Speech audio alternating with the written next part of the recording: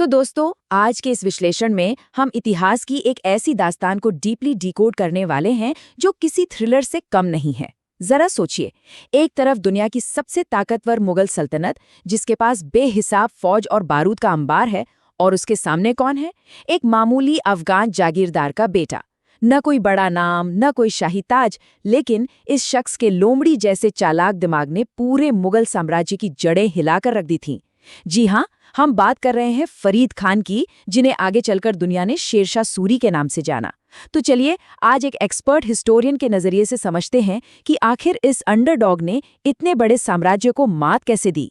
उनका एक बड़ा मशहूर कथन है, ये मुगल अभी नया नया गोश्त खा रहे हैं, इन्हें भारत से खदेड़ना बच्चों का खेल होगा। अब ये सुनने में बड़ा घमंडी लग सकता है ना? लेकिन असल में ये उनका ओवर कॉन्फिडेंस नहीं था, बल्कि उनकी ऑब्जर्वेशन थी। हमारे सोर्स मटेरियल के मुताबिक फरीद खान ने अपने शुरुआती दिन मुगल सेना में ही एक आम सिपाही की तरह बिताए थे। उन्होंने वहां रहकर उनकी एक एक कमजोरी को बहुत करीब से नोट किया था। वो सिर्फ तलवार चलाना ही नहीं, बल्कि ह्यूमन बिहेवियर को पढ़ना जानते थे, और इसीलिए उन्होंने पहले ही मुगलों के पतन की भविष्यवाणी कर दी थी। पहला हिस्सा, एक असंभव अफगान चुनौती। यहाँ एक बड़ा दिलचस्प कॉन्ट्रास्ट देखिए।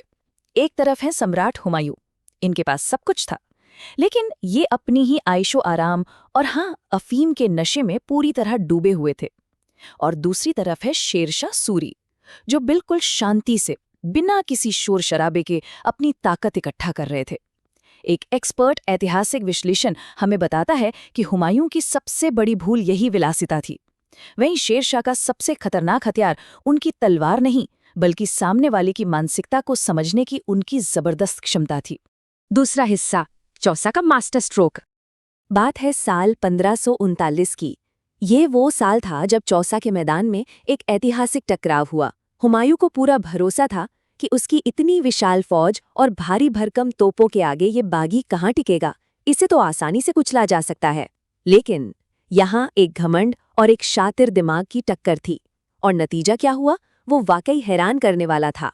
इसे कहते हैं असली लोमड़ी का जाल। शेरशाह ने आव देखा न ताव, तुरंत हमला नहीं किया, बल्कि एक शिकारी की तरह शांति से मौसम का इंतजार किया। पहला कदम, मॉनसून आने दो। दूसरा, मुगल कैंप जो निचले इलाके में था उसे बारिश के पानी में पूरी तरह डूबने दो। तीसरा और सबसे खतरनाक कदम, उनकी तोपों और उनके बारूद को कीचड़ में धंसकर बेकार हो जाने दो। और आखिरी में, जब सेना पूरी तरह फंस चुकी हो, रात के अंधेरे में भूखे भेड़िए की तरह टूट पड़ो। यानी उन्होंने मौसम और प्रकृति को ही अपना सबसे बड़ा हथियार बना लिया था। नतीजा ये हुआ कि मुगल सेना वहां पूरी तरह तबाह हो गई। हालात इतने बेहद खराब थे कि सोचिए, वक्त के इतने बड़े बादशाह हुमायूं को अपनी जान बचाने के लिए उफनती गंगा नदी में कूदना पड़ा, और वहां उन्हें डूबने से किसने बचाया?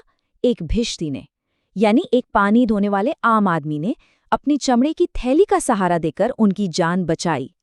असल में अगर वो भिश्ती उस रात वहां ना होता तो शायद मुगल साम्राज्य उसी दिन हमेशा के लिए खत्म हो गया होता। तीसरा हिस्सा, 5 साल का परिवर्तन। खैर, इस जीत के बाद शेरशाह सूरी दिल्ली की गद्दी पर बैठे। अब यहाँ एक कमाल का कंपैरिजन है। एक तरफ मुगलों का 50 साल लंबा शासन और दूसरी तरफ शेरशाह का महज 5 साल का छोटा सा कार्यकाल। लेकिन ऐतिहासिक दस्तावेज इस बात के गवाह हैं कि जो सोशियो इकोनॉमिक और प्रशासनिक प्रगति मुगलों ने आधे शतक में नहीं की थी, वो शेरशाह ने इन 5 सालों में ही कर दिखाई। एक एक्सपर्ट हिस्टोरियन के नजरिए से देखें तो उनका एडमिनिस्ट्रेटिव विजन उनकी मिलिट्री टैक्टिक्स से भी ज्यादा जबरदस्त था, जिसका सबसे बड़ा और जिंदा सबूत है रुपया। जी हाँ, क्या आपने कभी सोचा था कि आज जो हम अपनी जेब में रुपया रखते हैं, उसकी शुरुआत किसने की थी? शेरशाह सूरी ने एक नया और मानक सिक्का पेश किया।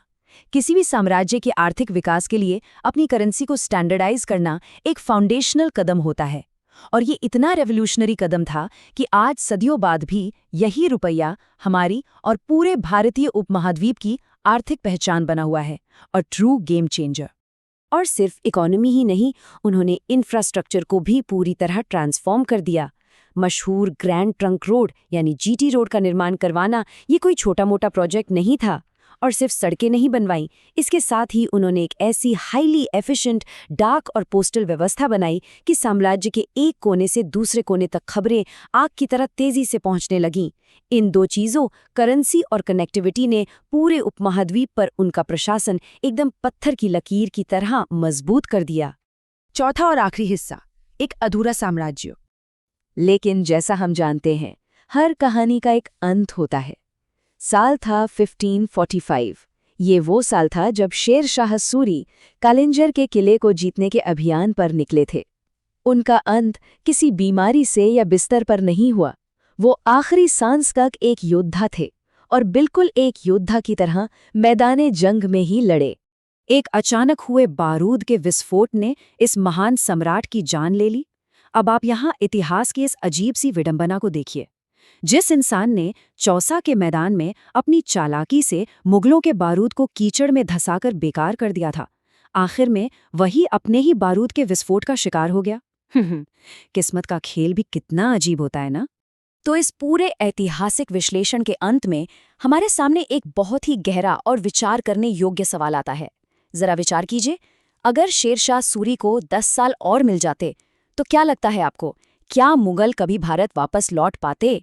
ये कहानी हमें याद दिलाती है कि अगर दिमाग तेज हो, स्ट्रैटेजी पक्की हो, तो साधन चाहे कितने भी कम क्यों ना हो, दुनिया की सबसे बड़ी ताकतों को घुटनों पर लाया जा सकता है। ये एक ऐसी अधूरी धरोहर थी जिसने इतिहास का रुख हमेशा हमेशा के लिए बदल कर रख दिया।